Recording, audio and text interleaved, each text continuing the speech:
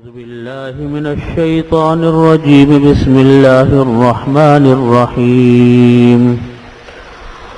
ألم تر أن الله سخر لكم ما في الأرض والفلك تجري في البحر بأمره ويمسك السماء أن تقع على الأرض إلا بإذنه إن الله بالناس لرؤوف رحيم.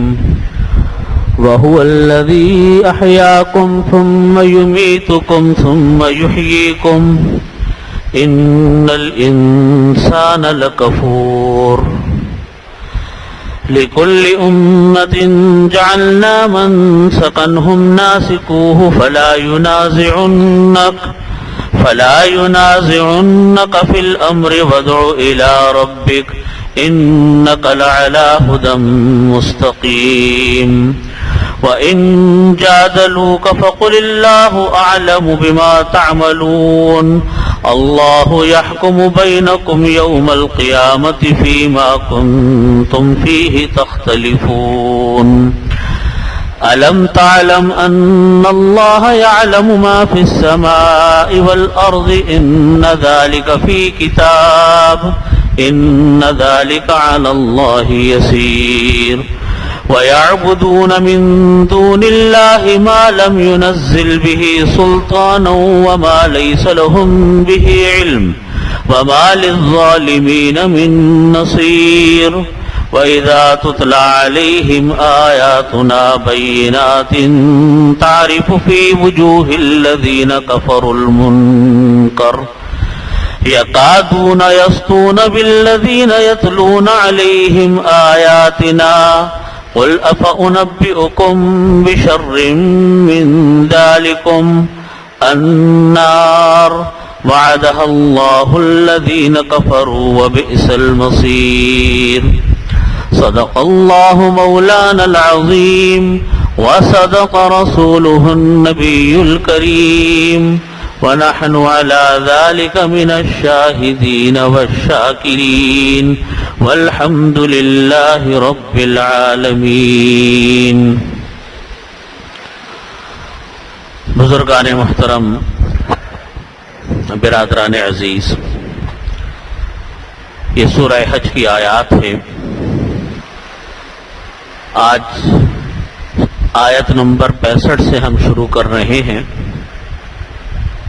جس میں اللہ رب العزت نے ارشاد فرمایا: أَلَمْ تَرَ أَنَّ اللَّهَ سَخَّرَ لَكُم مَّا فِي الْأَرْضِ وَالْفُلْكَ تَجْرِي فِي الْبَحْرِ بِأَمْرِهِ وَيُمْسِكُ السَّمَاءَ أَن تَقَعَ عَلَى الْأَرْضِ إِلَّا بِإِذْنِهِ إِنَّ اللَّهَ بِالنَّاسِ لَرَءُوفٌ رَحِيمٌ. اللہ رب العزت اپنی نشانیاں، اپنی قدرت کی نشانیاں انسانوں پر اللہ نے جو رحم فرما رکھا ہے، جو اللہ تعالیٰ نے نعمتیں دے رکھی ہیں، اس کا اللہ رب العزت جگہ جگہ تذکرہ فرماتے ہیں، اس بات کو جھنجھوڑنے کے لیے کہ دیکھو اللہ تعالیٰ نے کیسی رحمتیں تمہارے اوپر کی ہوئی ہیں، کس طرح پوری کائنات انسانوں کی خدمت میں لگی ہوئی ہے، کہ انسان غور کرے اس بات کے اوپر کہ اللہ نے کیسے ہمارے اوپر انعامات فرمائے. فرمایا کہ الم تر ان اللہ سخر لکم ما فی الارض، کیا تم نے نہیں دیکھا کہ بے شک اللہ تعالیٰ نے مسخر کر دیا تمہارے لیے. مسخر کرنے کے دو مطلب ہوتے ہیں. ایک مطلب ہوتا ہے مسخر کرنے کا کسی چیز کا مطیع و فرما بردار کر دینا، اور ایک مسخر کرنے کا مطلب ہوتا ہے کوئی چیز کسی کی خدمت میں لگی ہوئی ہو، یہ مسخر کرنا. جیسے سورج ہے ہماری خدمت، انسانوں کی خدمت میں لگا ہوا ہے، چرند و پرند کی خدمت میں لگا ہوا ہے، اس کی روشنی سے انسان کتنے فائدے حاصل کرتا ہے. تو یہ سب چیزیں جو خدمت میں لگی ہوئی ہیں، یہ بھی مسخر کرنے کے معنی میں آتا. تو یہاں فرمایا کہ الم تر ان اللہ، کیا آپ نے نہیں دیکھا کہ بے شک اللہ نے آپ لوگوں کی خدمت میں لگا رکھا ہے ما فی الارض، وہ تمام چیزیں جو زمین میں ہیں، والفلک تجری فی البحر بامرہ، فرمایا کہ کشتیاں ہیں وہ دریا میں چلتی ہیں اللہ کے حکم سے. آپ دیکھیے کہ کشتی ہے یا پانی کا جہاز ہے، وہ ڈوبتا نہیں ہے، کتنا اس کے اوپر بوجھ لاد دے وہ کھڑا کا کھڑا ہے اور یوں لے کر چلتا ہے، لیکن دریا میں کوئی اور چیز رکھ دیں، کوئی ڈال دیں، وہ فوراً ڈوب جائے گی۔ تو اللہ تعالیٰ فرماتے کہ وَالْفُلْكَ تَجْرِي فِي الْبَحْرِ بِأَمْرِهِ، کہ تم لوگ دیکھو کہ کس طرح کشتیوں کو اللہ نے دریا میں چلا رکھا ہے اپنے حکم سے۔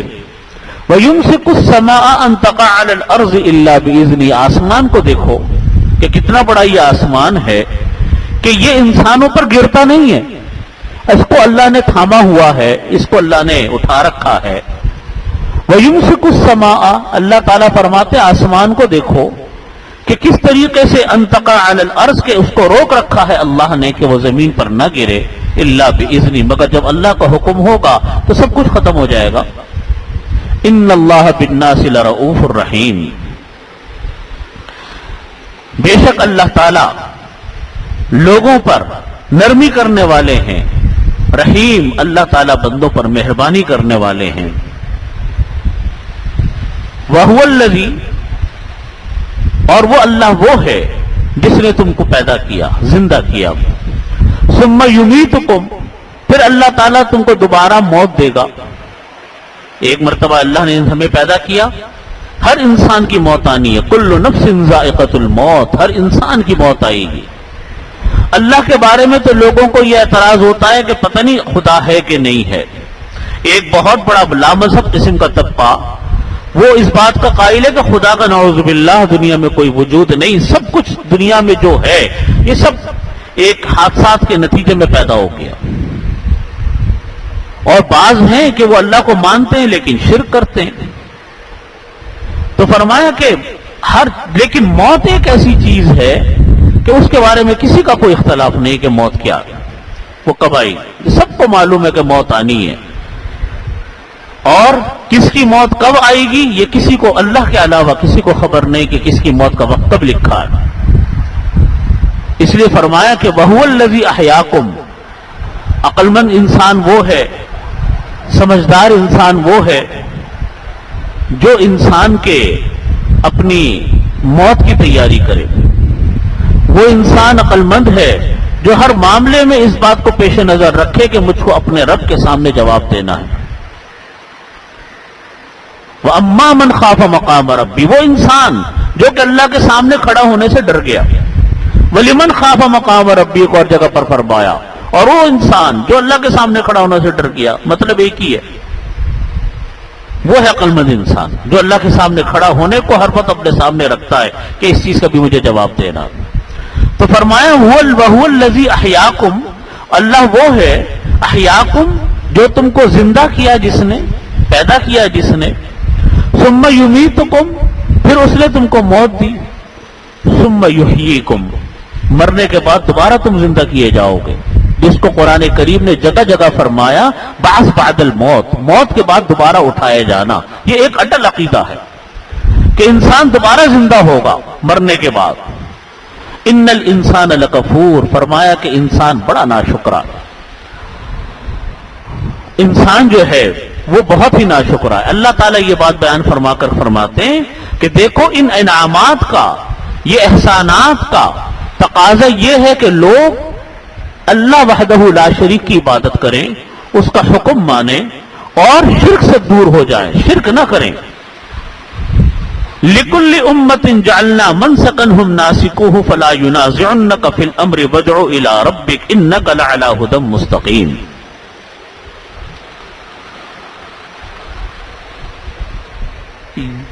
ہر امت کے لیے اللہ نے ایک عبادت کے طریقے مقرر کیے ہیں۔ میں نے یہ بات پہلے بھی عرض کی تھی، سورہ حج میں یہ آیت آئی ہے، آیت نمبر 34 میں یہ آیت آئی ہے۔ وہاں یہ بات آئی تھی کہ نسک کے 3 معنی آتے ہیں قرآن کریم میں۔ لفظ نسک جو آیا ہے، یہ منسک اسی سے بنا ہے، اس کے 3 معنی آتے ہیں۔ ایک معنی آتے ہیں مطلق شریعت کے، عبادت کے، ایک معنی آتے ہیں حج کے، مناسک حج ہم بولتے ہیں، نسک کی جمع سے نکلا ہے کہ معنی ہیں اس کے کہ حج کے ارکان، حج کے افعال۔ اور تیسرے ایک معنی آتے ہیں ذبیحے کے، ذبح کرنے کے، یہ تیسرے معنی ہے نسک کے۔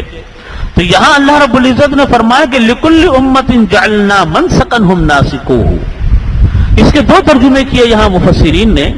ایک ترجمہ تو اس کا یوں کیا کہ ہر امت کے لیے ہم نے ذبح کرنے کا ایک طریقہ ہم نے بنایا ہے، ہم ناسکوہ، اور اسی طریقے سے وہ اس کو ذبح کرتے۔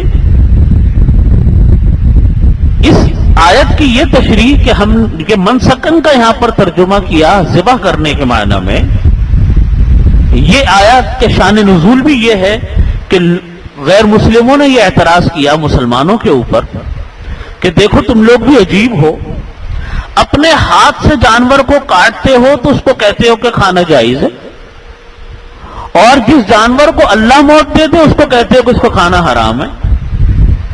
کہنے لگے کہ یہ بھی عجیب بات ہے، مسلمانوں کو اعتراض کیا کہ اللہ مار دے یا کسی جانور کو تو اس کو کھانا حرام ہو گیا، تم خود مار دو اپنے ہاتھوں سے تو کہتے کہ کھانا حلال ہو گیا۔ اللہ رب العزت نے اس اعتراض کا جواب دیا، فرمایا کہ بات یہ ہے کہ ہر امت کے لیے ہم نے ایک طریقہ مقرر کیا، یہ طریقہ بھی اللہ کا بنایا ہوا ہے۔ طریقہ کیا بنایا ہوا ہے اللہ کا؟ کہ اللہ رب العزت نے حکم یہ دیا کہ جانور کے گلے میں 4 رگیں ہوتی ہیں،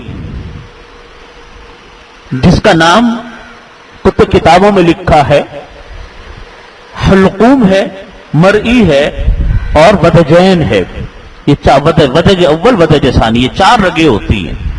ان 4 رگوں کو جب کاٹا جاتا ہے یا ان میں سے اکثر کو کاٹ دیا جائے اور جسم کے اندر جو گردش کرنے والا خون، جس کو دم مسفوح کہتے ہیں، بہنے والا خون جو نجس ہوتا ہے، جب تک وہ بہہ کر جسم سے باہر نہ نکلے جانور حلال نہیں ہوتا۔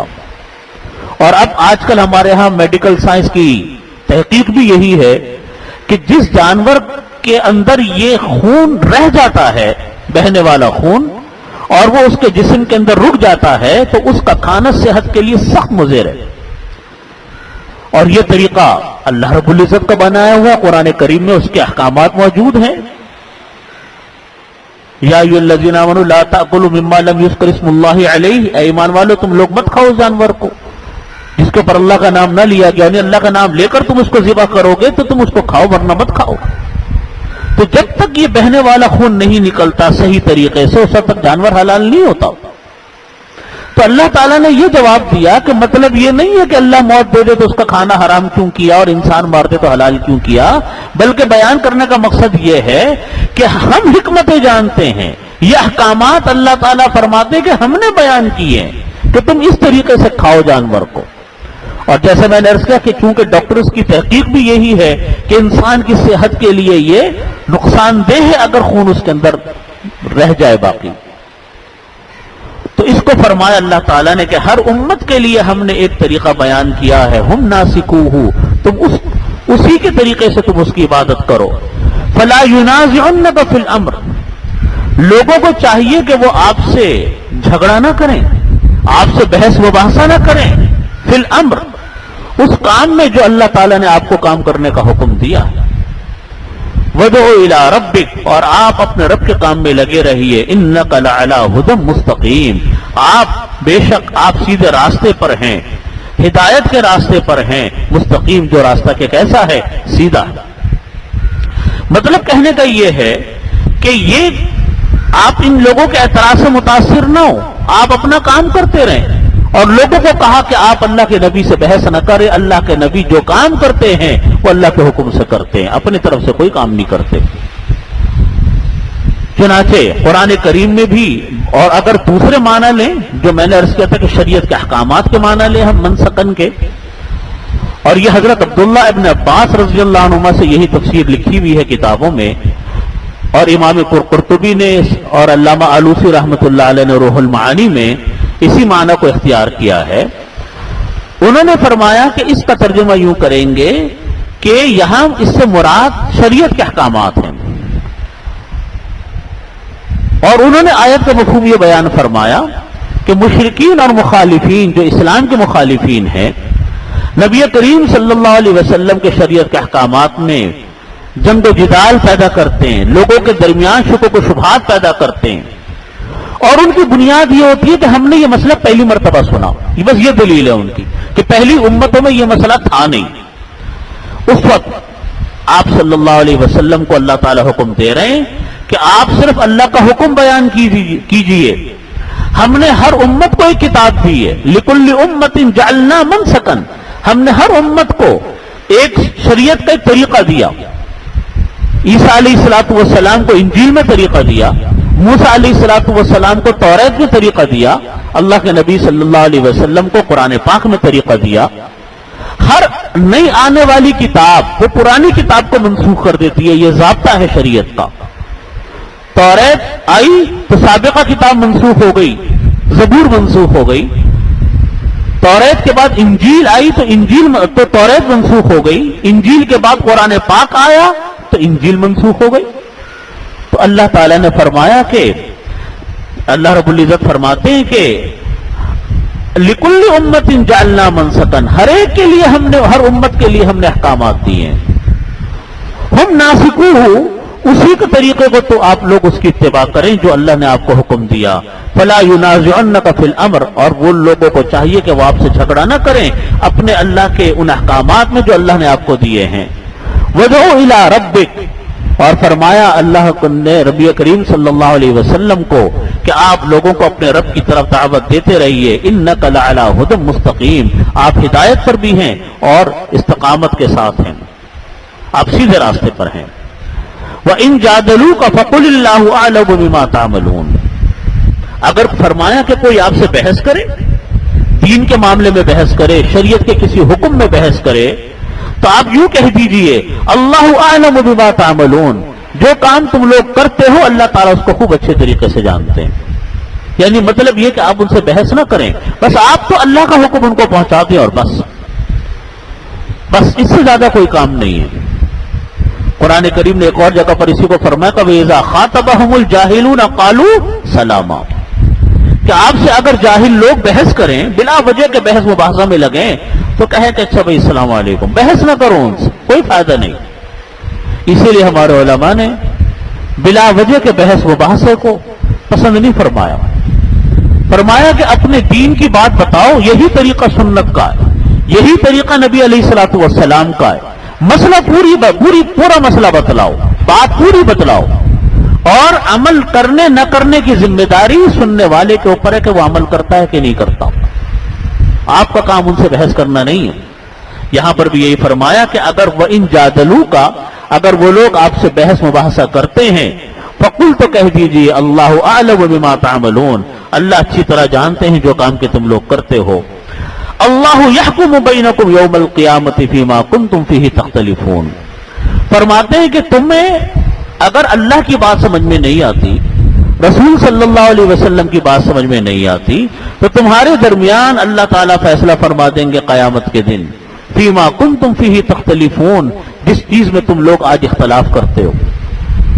تمہارا اختلاف ہے، تم شریعت کے حکموں کو نہیں مانتے، یا کوئی انسان اللہ تعالیٰ کی بات کو دل سے تسلیم نہیں کرتا، تو فرماتے ہیں کہ بھئی آپ کو اللہ کا حکم پتہ چل گیا، اب فیصلہ اللہ تعالیٰ روز قیامت میں کریں گے۔ بات یہ ہے کہ فیصلہ روز قیامت میں کب ہوگا؟ اس وقت ہوگا جب کوئی انسان سمجھنا نہ چاہے۔ دیکھو، دو طرح کے انسان ہوتے ہیں، ایک انسان وہ ہوتا ہے جو دنیا میں کسی بات کو سمجھنا چاہتا ہے، تو اس کو کوئی بات سمجھ میں نہیں آتی، وہ علماء کے پاس جائے گا، مختلف ایک عالم سے تسلی نہیں ہوگی، دوسرے کے پاس جائے گا، دوسرے سے تسلی نہیں ہوگی، تیسرے کے پاس جائے گا، کہیں نہ کہیں تو اس کو تسلی ہوگی نا۔ ایسا تو نہیں کہ دنیا اور عالم خالی ہو گیا، اہل علم سے تسلی ہوگی اگر اس کے دل کے اندر تڑپ ہوگی۔ یہاں مراد یہ ایسے لوگ نہیں ہیں، یہاں مراد ایسے لوگ ہیں جو بحث برائے بحث، اعتراض برائے اعتراض کرتے ہیں، ان کو سمجھنا نہیں ہوتا، بس ان کو کبھی شریعت کے حکم پر اعتراض ہے، کبھی ان کو قرآن پاک کے حکم پر اعتراض ہے، کبھی ان کو فلانی چیز پر اعتراض ہے، اور اب وہ ہر چیز پر اعتراض کرتے ہیں۔ ان کے بارے میں فرماتے ہیں کہ تمہیں اللہ کا حکم پتہ چل گیا، آپ لوگوں کو اللہ کا حکم پتہ چل گیا، بس کافی ہے۔ اب اس بات پر کہ اللہ کا حکم، نبی علیہ الصلوۃ والسلام کا حکم سچا ہے یا غلط ہے، اس کا فیصلہ تو اللہ تعالیٰ روز آخرت میں کریں گے۔ آج بھی آپ دیکھیں کتنے لوگ ہیں، لا تعداد انسان ہیں. میں تو کہتا ہوں کہ ہمیں پناہ بھی مانگنی چاہیے، ڈرنا بھی چاہیے اللہ تعالیٰ سے. بلا وجہ دین کے معاملے میں اپنی دماغ کو لڑانا اور شریعت کے احکامات کے اوپر منہ جھوٹ بحث کرنا، بے سوچے سمجھے بحث کرنا، یہ بعض اوقات انسان کے دین کو ضائع کر کے رکھ دیتا. ہر کوئی حکم قرآن کریم میں آیا. مثال کے طور پر عورتوں کی گواہی کا مسئلہ، کتنے انسان ہیں، کتنی خواتین ہیں جو اس بات پر سخت تنقید کرتے ہیں کہ مردوں کی گواہی کے برابر عورت کی گواہی کیوں نہیں ہے.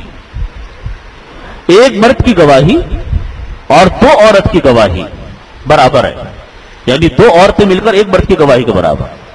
قرآن کا حکم ہے، دو ٹوک حکم ہے، کوئی اس میں دو رائے نہیں ہے. اب کتنے انسان اس حکم پہ اعتراض کرتے ہیں. وہ اعتراض کس پر کر رہے ہیں؟ سوچے تو صحیح، کس پر کر رہے ہیں؟ اللہ پہ کر رہے ہیں، قرآن پہ اعتراض کر رہے ہیں کہ اللہ نے یہ حکم کیوں دیا. ایسے انسان جب ایک تو ہوتا ہے اعتراض سمجھنے کے لیے، وہی بات میں عرض کروں، اور ایک ہوتا ہے کہ ہم مانیں گے نہیں اس لیے اعتراض ہے، ہمیں ماننی نہیں ہے اس بات کو. ایسے انسانوں کے بارے میں تو یہ ڈر ہے کہ وہ دار ایمان سے نہ خارج ہو جائیں، کیونکہ قرآن کے حکم کو نہیں مانتے. نہ ماننے کا مطلب ایک ہوتا ہے کہ عمل نہیں کر رہے، اور نہ ماننے کا ایک عمل مطلب ہوتا ہے کہ دل نہیں ان کو تسلیم کرتا، دل نہیں مانتا ان کا، ایمان نہیں لاتے اس کے اوپر. ایسے لوگ دار ایمان سے خارج ہو جاتے ہیں. رجم کا مسئلہ ہے، ابھی بھی پچھلے دنوں بڑی بحث چل رہی تھی، لوگ بڑے اعتراض کرتے ہیں کہ سنساری کا مسئلہ ہے کہ 4 گواہ لانے چاہیے. شریعت کا حکم ہے کہ جب کسی کو رجم کیا جائے، سنسار کیا جائے تو 4 گواہ ہوں. بڑا لوگ اعتراض کرتے ہیں، بہت اعتراض کرتے ہیں اس کے اوپر. سوچیں تو کس پر اعتراض کر رہے ہیں؟ حدیث شریف کا ضابطہ ہے. نبی کریم صلی اللہ علیہ وسلم نے حضرت ماعز رضی اللہ عنہ کو سنسار فرمایا، زمانہ نبوت میں مدینہ طیبہ کے اندر سنسار فرمایا. اسی طریقے سے انہوں نے خیر اقرار کیا تھا. امرا غامدیہ کو سنسار فرمایا، اس نے آ کر اپنے گناہ کا اقرار کیا تھا. لیکن ضابطہ یہ کسی انسان کا بنایا ہوا نہیں ہے، یہ کوئی اجتہادی مسئلہ نہیں ہے. یہ مسئلہ کون سا ہے؟ یہ وہ مسئلہ ہے جو کہ قرآن اور حدیث میں لکھا ہے. ایسے لوگ جو قرآن کے بارے میں کھلے عام اعتراض کر رہے ہیں، اعتراض کرنے کا مطلب ہے نہ ماننے کے لیے اعتراض، بحث کر رہے ہیں کہ نہیں یہ غلط حکم ہے، میں جو بات کر رہا ہوں یہ صحیح ہے. ان کے بارے میں اللہ تعالیٰ فرما رہے ہیں. ایک وہ انسان جو کہتا ہے کہ میں سمجھنا چاہتا ہوں، وہ اس میں داخل نہیں. ٹھیک ہے، سمجھنا چاہتے ہیں، آئے بھائی، دروازے کھلے ہیں. اہل علم الحمدللہ ہر زمانے میں ہر دور میں رہے ہیں، انشاءاللہ قیامت تک رہیں گے، ان کو سمجھائیں گے. لیکن ایک انسان کہتا ہے کہ نہیں، میں یہ حکم نہیں مانوں گا، مجھے یہ حکم تسلیم نہیں ہے. نعوذ باللہ من ذالک، یہ تو قرآن پاک کے حکم کا انکار ہے. ایسے انسان کے بارے میں ڈر لگتا ہے کہ کچھ نے کوئی ایسا لفظ بول دیا کہ کہیں خدا نخواستہ ایمان سے باہر نہ ہو جائے. اس کے بارے میں اللہ تعالیٰ فرماتا اللہ یحکم بینکم یوم القیامہ، کہ تو آپ کا کام ان کو اللہ کا حکم بتانا ہے، پھر بھی وہ بات نہیں مانتے تو اللہ تعالیٰ ان کے درمیان فیصلہ کرے گا قیامت کے دن، فیما کنتم فیہ تختلفون، ان معاملات میں جن میں تم لوگ اختلاف کرتے ہو.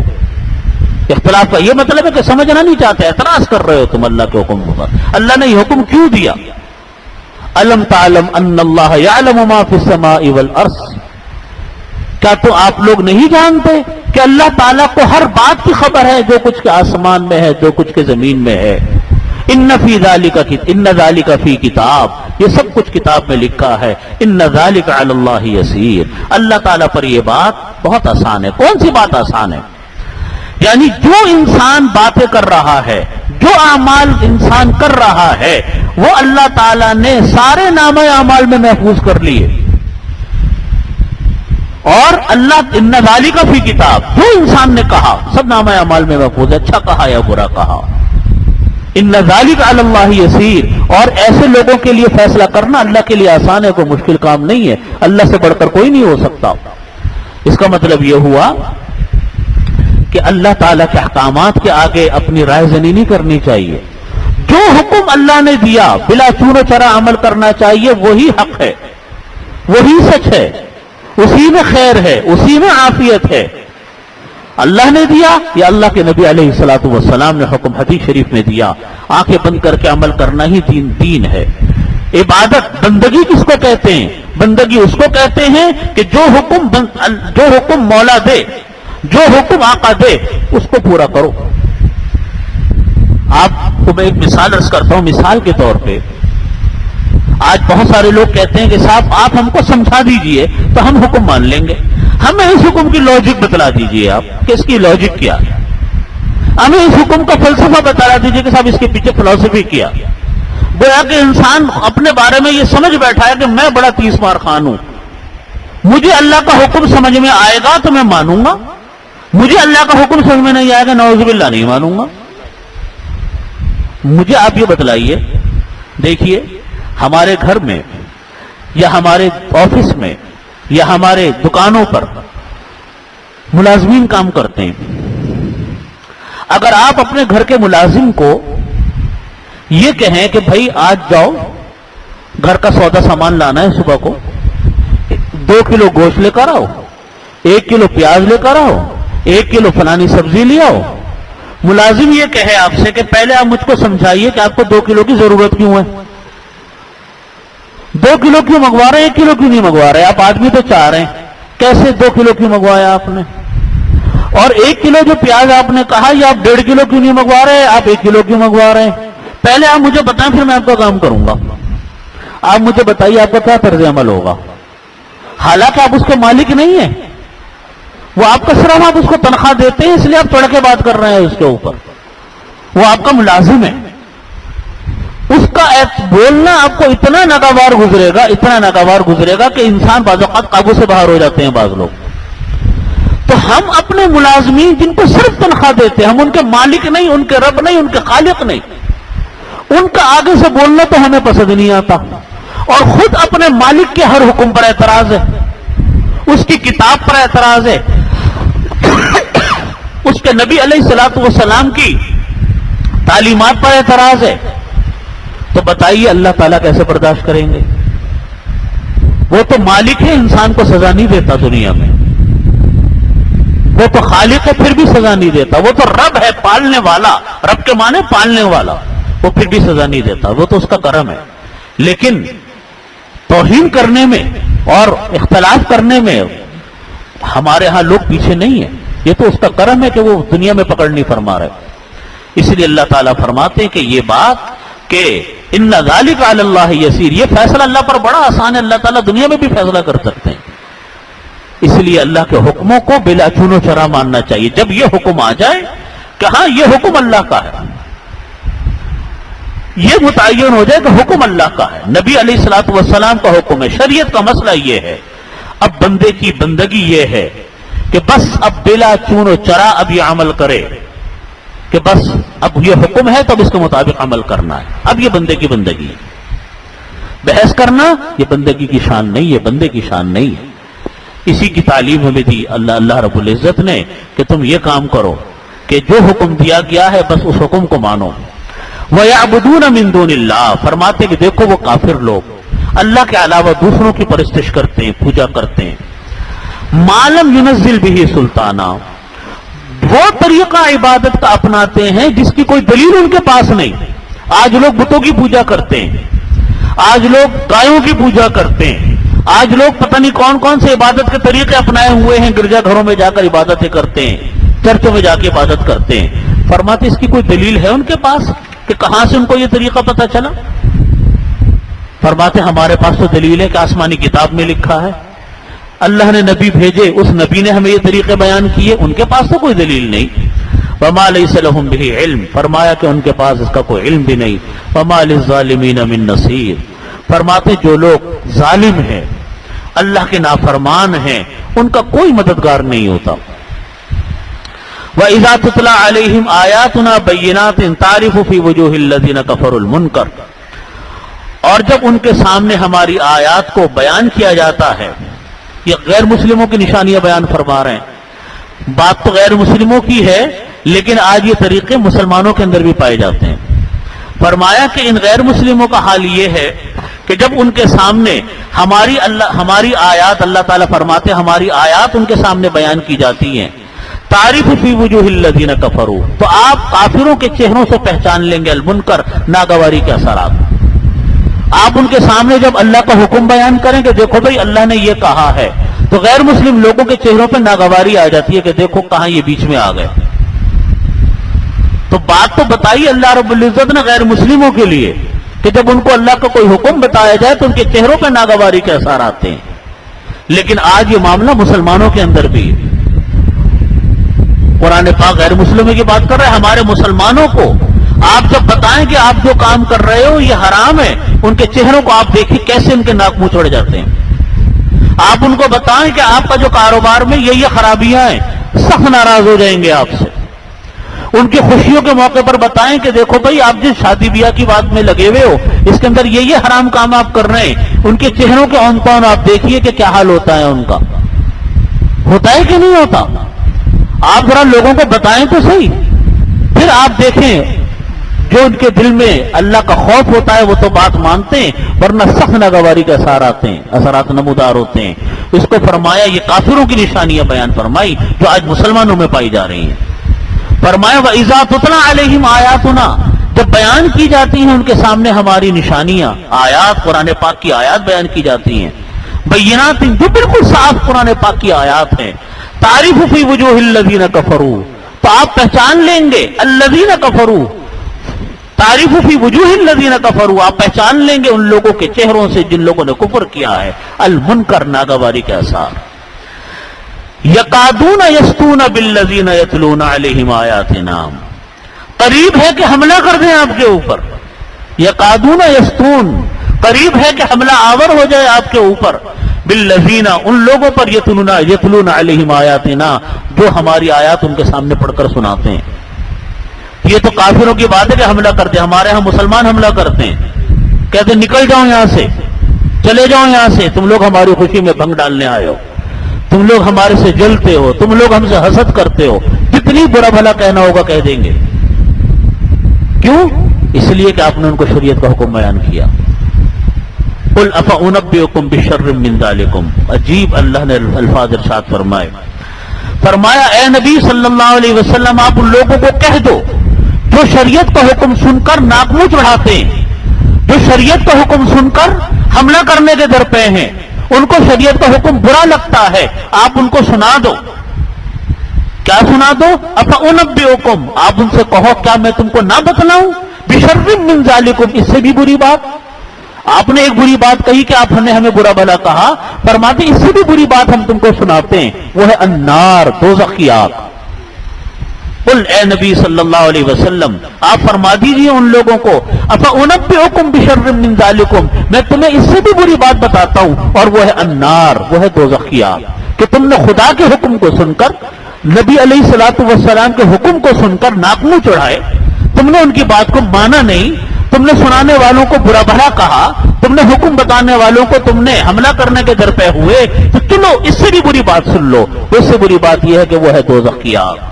وعدہ اللہ الذین کفروا، اس دوزخ کی آگ کا وعدہ اللہ نے ان سے کیا جو کہ کافر ہیں، اللہ نے دوزخ کی آگ کا وعدہ ان سے کیا جو کہ کافر ہیں، وبئس المصیر، اور وہ دوزخ بہت ہی بری جگہ ہے پلٹ جانے کے لیے، بدترین جگہ ہے۔ اللہ رب العزت ہم سب کو دوزخ کی آگ سے بچائے۔ اللہ سے دعا مانگے کہ یا اللہ شریعت کے احکامات کی ہم کو سمجھ عطا فرما۔ دیکھیے یہ جو بات بیان فرمائی، حقیقت یہ ہے کہ یہ بات تو ہے غیر مسلموں کے لیے، آیات انہی کے لیے آئی، لیکن یہ آج فٹ ہوتی ہے مسلمانوں کے اوپر بھی۔ ان کے سامنے جب کوئی حکم آتا ہے حالت خراب ہوتی ہے، اور وہ مولویوں کو برا بلا، علماء کو برا بلا، اسی لیے کہتے ہیں کہ آپ نے ان کی خوشیوں میں ان کے کاموں کے اندر رخنہ اندازی کر دی۔ وہ مسئلے مسائل کو بتانے کو رخنہ اندازی سمجھتے ہیں۔ قرآن کریم نے فرمایا کہ اس سے بھی بری بات ہے دوزخ کی آگ، اس کو سن لو کہ تم لوگ کس پر اعتراض کر رہے ہو، اللہ پر، اللہ کے نبی علیہ الصلوۃ والسلام پر، اس پر اعتراض کرتے ہو۔ تو یاد رکھو دوزخ کی آگ بھی پھر اللہ تعالیٰ نے بنائی ہے، وہ بھی ایسے لوگوں کے لیے ہے۔ میں نے جیسا عرض کیا کہ جو لوگ قرآن اور حدیث پر اعتراض کرتے ہیں ان کے بارے میں قوی امکان ہوتا ہے کہ وہ دائرہ اسلام سے خارج ہو چکے ہوتے ہیں۔ اگر ایک آدمی، یہ تو ایک متعین مسئلہ ہے کہ اگر کوئی شریعت کے قرآن کریم کی آیت کو نہ مانے، بتائیے کون ہے وہ؟ دائرہ اسلام سے خارج ہے کہ نہیں ہے؟ کافر ہے۔ ایک آدمی کہتا ہے کہ میں سارے قرآن کو مانتا ہوں لیکن عورتوں کی گواہی والے مسئلے کو میں نہیں مانتا، تو کیا کافر نہیں ہوگا وہ؟ ایک آدمی رجم کے معاملات کو نہیں مانتا جس کا حدیث شریف میں حکم آ رہا ہے، یا کوئی قرآن کلام پاک کے حکم کو نہیں مانتا، دائرہ ایمان سے خارج ہے۔ تو بھائی اللہ سے ہمیں ڈرنا چاہیے اور اس بات کی اللہ تعالیٰ سے دعا کریں کہ یا اللہ ہم کو دین کی فہم عطا فرما، سمجھ عطا فرما، اس کی فکر عطا فرما، اور جب کوئی حکم ہمیں شریعت کا پتہ چلے اب اس کی کوشش میں لگیں گے یہ عمل ہم کریں کیسے۔ جیسے آج کوئی ڈاکٹر یا کوئی وکیل کا کیس چل رہا ہے کسی کا عدالت میں، وکیل کہتا ہے کہ دیکھو بھائی اس طریقے سے آپ کا کیس لڑا جائے گا، اس کے علاوہ کوئی حل نہیں ہے، تو عقل مند آدمی کیا کام کرتا ہے؟ اس طریقے کی کوششوں میں لگتا ہے کہ وہ طریقہ میں کیسے اپناؤں کہ میں اپنا کیس جیت جاؤں۔ ڈاکٹر کہتا ہے کہ آپ نے یہ دوائیں لانی ہے، یہ مل نہیں رہی دوائیں، آپ کا علاج اس طریقے میں ہے۔ عقل مند انسان وہ ہے جو ڈاکٹر پر اعتراض نہ کرے کہ تم نے یہ علاج کیوں بتایا، بلکہ عقل مند انسان وہ ہے جو ان دواؤں کی حصول کی تدبیر کرے گا تو دوائیں لے کر آنی ہے۔ اسی طریقے سے اللہ رب العزت نے حکم بیان کیا، مومن کا کام یہ ہے کہ اس کوشش میں لگے کہ میں اپنی زندگی کو اس کے مطابق کیسے ڈھالوں، میں کیسے عمل کروں اس کے اوپر۔ یہ ہے مومن کی شان۔ اللہ تعالیٰ اس کی فکر ہم کو عطا فرمائے۔ وآخر دعوانا الحمدللہ رب العالمین۔ اللہم صلی علی محمد وعلی آل محمد کما صلیت علی ابراہیم۔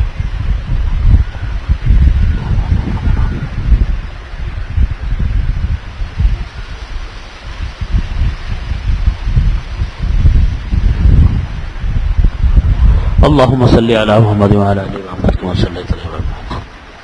اچھا جی، اگلے اتوار کو عید کے بعد جو اتوار آئے گا اس میں بیان نہیں ہوگا انشاءاللہ۔ ہمارے ہاں کی ترتیب یہی رہتی ہے کہ عیدین کے بعد جو پہلا اتوار ہوتا ہے اس کو بیان نہیں ہوتا، اس لیے اگلے اتوار کو انشاءاللہ بیان نہیں ہوگا۔